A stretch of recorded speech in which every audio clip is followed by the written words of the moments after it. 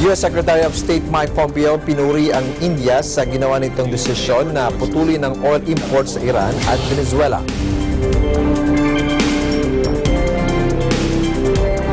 Ako po si Ben Bernaldez, ang inyong magiging tagapagbalita. Sa detalye ng mga balita. Nagpahayag ng optimismo si U.S. President Donald Trump na pagtitibayin ng Kongreso ang panukala na maglalaan ng bilyong-bilyong dolyar na humanitarian aid para sa immigration crisis sa U.S. southern border. Kasabay nito, sinising niya ang mga Democrats sa pagkamatay ng ilang migrants sa border. Anya, kailangan nilang palitan ang asylum laws.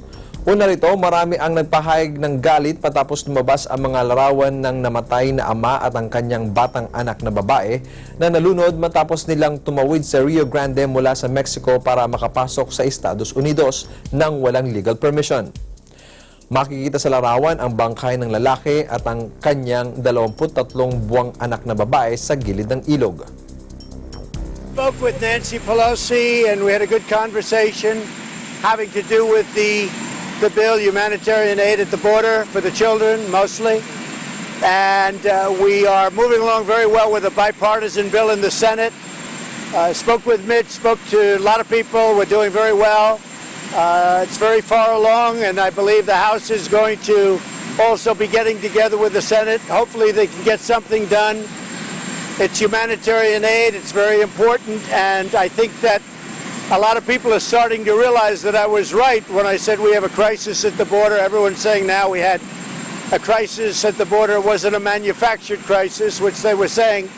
It wasn't manufactured at all. We have a crisis at the border. It would change some of the rules. Bago magtungo sa Osaka, Japan para sa Group of 20 Leaders Summit, binatikos ni U.S. President Donald Trump ang Treaty of Mutual Cooperation and Security Agreement sa pagitan ng Estados Unidos at Japan. Sinabi ni President Trump na kung inatake ng ibang bansa ang Japan ay ipagtatanggol nila ito, subalit kung ang US anya ang inatake ay hindi anya obligado ang Japan na sila ay tulungan. Samantala, inatake rin ng Presidente si Federal Reserve Chairman Jerome Powell. Anya, nais niyang ipalit dito si Mario Draghi, ang head ng European Central Bank. Phase 2 doesn't go. The Chinese economy is going down the tubes. They want to make a deal. They want to make a deal more than I do. Let me put it that way. Okay. They want to make a deal. They want to make a deal. So you think they'll agree? You think we have lost billions and billions and trillions of dollars with China, right? We're now taking in billions and billions of dollars, and I've only done phase 1. Phase 1 is 25% of 250 billion. I haven't done phase 2 yet. Now, phase 2 doesn't have to be 25%, it could be 10%. We have a treaty with Japan. If Japan is attacked, we will...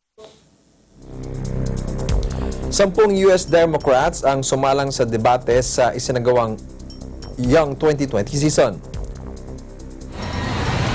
Sumentro sa healthcare at immigration ang isyong tinalakay sa debate. Nanawagan si Massachusetts Senator Elizabeth Warren sa pagkakaroon ng fundamental change sa ekonomiya ng nasyon at ang pagtugon ng gobyerno sa mga issue ng inequality na isa anyang uri ng corruption.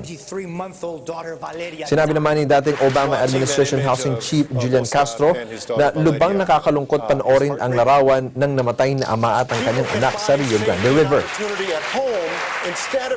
Binatikos ni Castro ang kanyang kapwa Texan na si O'Rourke sa hindi pagsusulong na i-decriminalize ang pagtawid sa US-Mexico border. Sinabi naman ni O'Rourke na hindi niya sinusuportahan ang pag-decriminalize sa iliga na pagtawid sa border dahil sa pangambang gamitin ito sa pagpuslit ng droga at ng mga tao. We need to renegotiate and get back into a deal, but I'm not going to have a primary platform to say unilaterally I'm going to rejoin that deal, because when I'm President of the United States, I'm going to do the best I can to secure this country and that region and make sure that if I have an opportunity to leverage a better deal, I'm going to do it. This president is literally every single day 10 minutes away from going to war, one tweet away from going to war, and I don't think we should conduct foreign policy in our bathrobe at 5 in the morning, which is what he does. Congresswoman Gabbard. United States. Just give me a one-word answer, Congressman Delaney. Well, the biggest geopolitical challenge is China, but the Okay. biggest geopolitical threat Yes. remains nuclear weapons. Okay. Right? So those are. Nagtipon-tipon naman ang mga US Democratic voters sa isang tahanan sa suburban Detroit para panoorin ang debate ng mga presidential hopefuls bilang bahagi ng 2020 campaign. Para sa host na si Robin Wata, panalo sa debate si New Jersey Senator Cory Booker. Anya malakas ang dating ng senator at nagsasalita umano ito galing sa puso at may conviction ang kanyang sinasabi. Ayon naman kay Carol Chi, isang 67-year-old retired middle school teacher mula sa Sterling Heights, natuwa rin siya kay Senator, subalit para sa kanya ay si Senator Elizabeth Warren ng Massachusetts ang nanalo sa debate.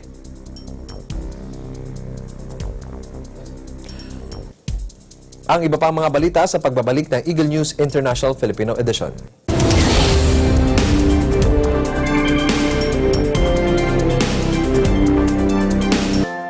The Cine Bata Video Festival is calling for submission of entries.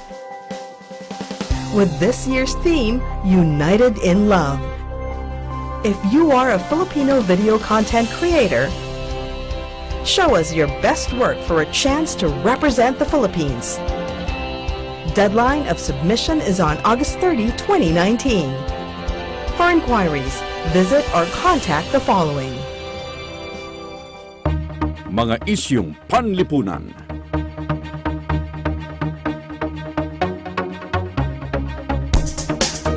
Mga isyung pampolitika.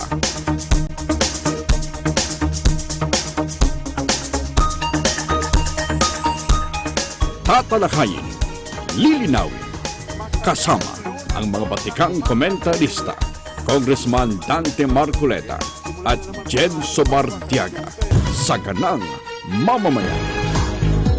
Lunes hanggang Biyernes, alas 8 hanggang alas 9 ng umaga.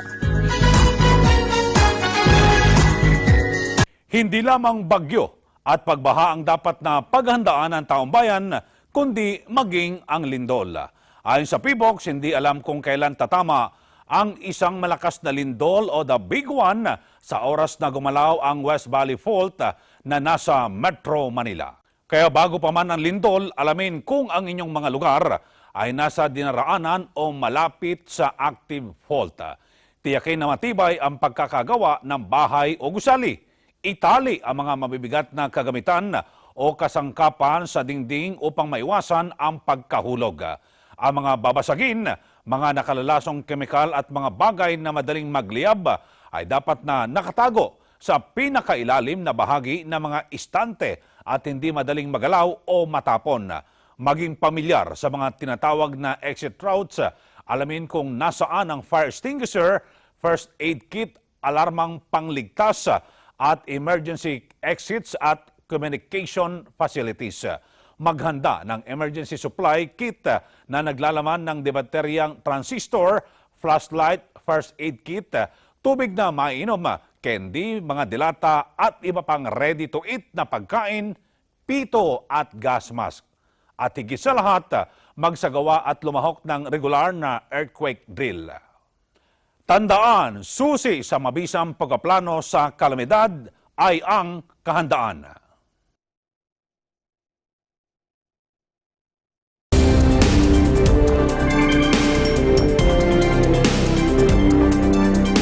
Dumating na sa Japan si Chinese President Xi Jinping at iba pang world leaders para sa gagawing summit ng Group of 20 Major Economies sa Osaka. Inaasahang magpupulong sa panahon ng summit sina US President Donald Trump at Chinese President Xi Jinping. Nakatakda ring umanong mag-usap sina President Xi at Japanese Prime Minister Shinzo Abe para pag-usapan ang ilang taon ng territorial disputes. Ito ang unang pagbisita ni President Xi sa Japan mula nang siya ay naging leader ng communist-ruled China noong 2013. Okay, I think currently the G20 leaders are only focusing on their own interest and own country. But I think G20 leaders, when they come to this meeting, they should have two faces. One is their own country, but also they have to look at global issues from the top of the globe. And one of the issues is climate change. Everybody is facing. If we continue our current situation, our globe will be disappeared. So every leader has to negotiate together and how to mitigate waste plastics in the ocean and also CO2 and other exhaustion gases.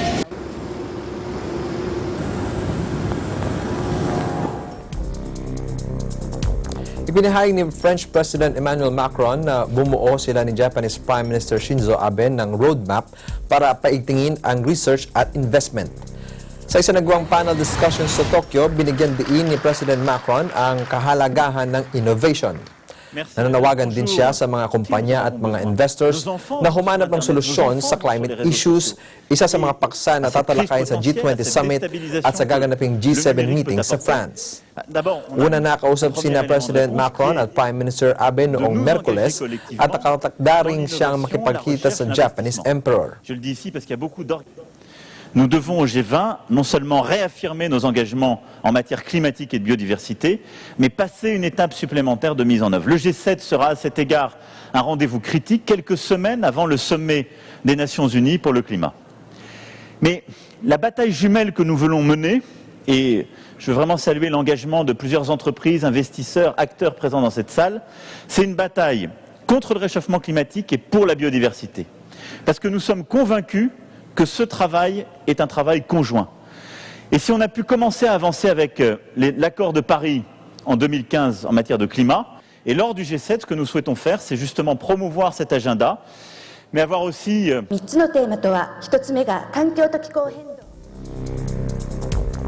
Nasa 16 katao ang patay sa nangyaring stampede sa Madagascar. Ayon sa local authorities, nangyari ang insidente sa pagtatapos ng military parade na bahagi ng pagdiriwang ng kanilang Independence Day sa Antana, Narivo. Sinabi ng isa sa mga nakakita ng insidente, nagpumilit lumabas ang mga tao matapos ang konsyerto sa loob ng stadium na naging dahilan ng stampede. 3 sa mga namatay ay mga bata.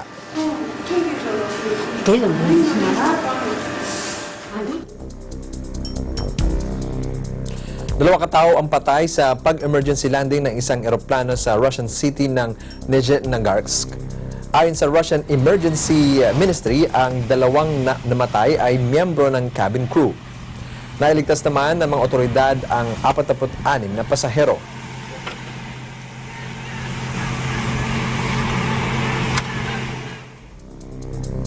Ang iba pang mga balita sa aming pagbabalik.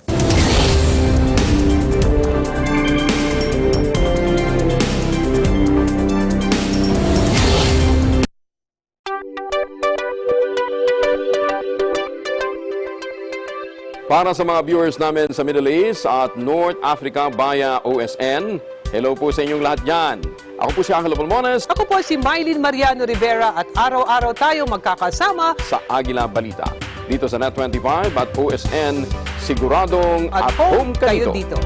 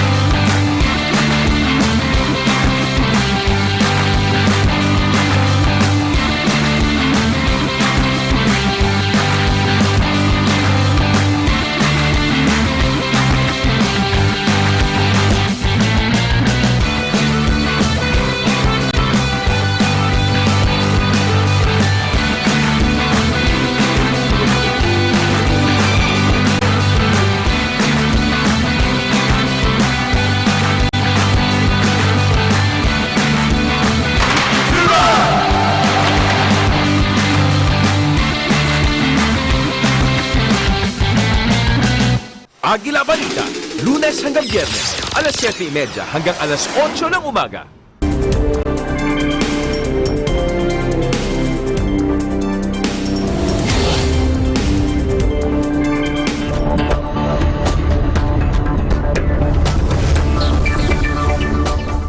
Nagbabala ang Chinese tech giant na Huawei laban sa panukalan ng isang US senator na hadlangan ang hakbang ng kumpanya na isulong ang pagsasampa ng kaso sa patent courts. Ayon sa Huawei, magiging catastrophe sa global innovation ang nasabing hakbang ng US. Una rito, naghain ng panukala si Florida Republican Senator Marco Rubio kasunod ng mga balitang humihingi ang Huawei Technologies Limited ng $1 bilyong na damages mula sa American phone carrier na Verizon dahil sa paggamit ng patent ng Chinese company. 我觉得这是一个非常危险的信号。 And I will try as best as I can. 关于 Verizon 专利的许可问题，我想说几点看法。第一点呢，就是华为实际上这个我们的知识产权的不是很激进的政策，我们更多的是用来保护我们产品的全球经营的安全的这个公司，所以我们不会把知识产权把它武器化，我们也不主张 高额的许可费，我们认为应该是一个合理的许可费。我们这个有跟美国、欧洲和其他地区的公司探讨专利许可的这些活动，其实这每天都在进行。这个我不能一一把它列出来，因为很多涉及到保密的这个要求的要求，双方保密的要求。 To investigate the customer. Pinuri ni US Secretary of State Mike Pompeo ang India na sa ginawa nitong desisyon na putulin ang oil imports mula sa Iran at Venezuela. Nangako naman ng opisyal na tutulungan ng Estados Unidos ang New Delhi sa kanilang ekonomiya. Samantala, binalaan naman ni Secretary Pompeo ang China sa pagtatangka nitong igiit ang pagdomina sa South China Sea. We know these decisions. 60% of global maritime trade transits through the Indo-Pacific.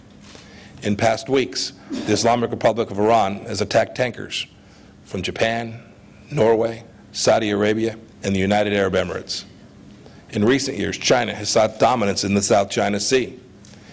Can America and India strategize more comprehensively on how to safeguard free and open seaways all throughout the world? What about reducing trade barriers between our two great nations? I'm very confident. I'm very confident that a solution can be found, one that will honor President Trump's call for fair and reciprocal trade and benefits the citizens of India and the United States alike.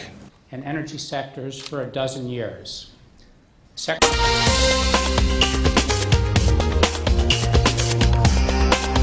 Apektado ng matinding heat wave ang buong Europa. Lumagpas na sa 40 degrees Celsius ang naitalang temperatura ng local authorities. Naging dahilan ito upang magsara ang mga paaralan sa Izone, maging sa Val-de-Marne at Seine-et-Marne regions na malapit din sa Paris. Nasa 3 katao na ang namatay na pawang lumalangoy dahil sa hydro cushions na nauwi sa cardiac arrest. Nagbigay ng babala ang mga otoridad sa publiko na unti-untiin lamang ang pagtampisaw sa tubig upang hindi mabigla ang katawan sa pagbago ng temperatura nang maiwasan ang hydro cushion.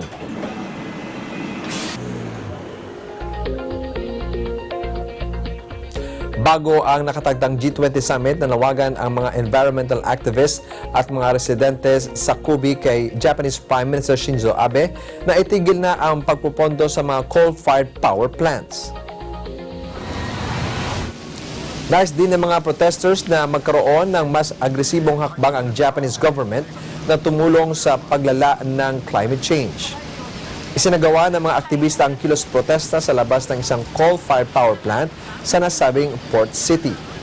Japan is proceeding the coal-fired power plant at home and other countries as well.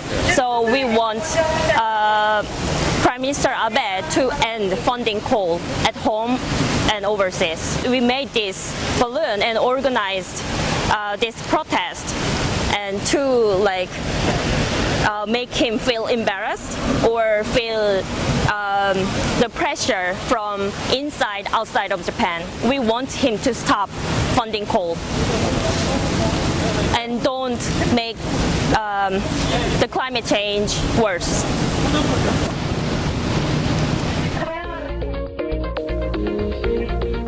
Napalaya na ang isang balyena na natrap sa isang shark net sa Gold Coast ng Australia. Nakita ng mga otoridad ang humpback whale malapit sa beach at sinikap nilang mapakawalan ito. Napuluputan ng net ang nasabing balyena kaya't nahirapan ang mga rescuers na ito ay mapakawalan. Ayon naman sa tagapagsalita ng Queensland Fisheries Department na bahagya lamang ang tinamong sugat ng balyena at inaasang makaka-recover agad ito. Ito ang unang balyena na natrap sa bahagi ng Gold Coast ngayong southern migration season.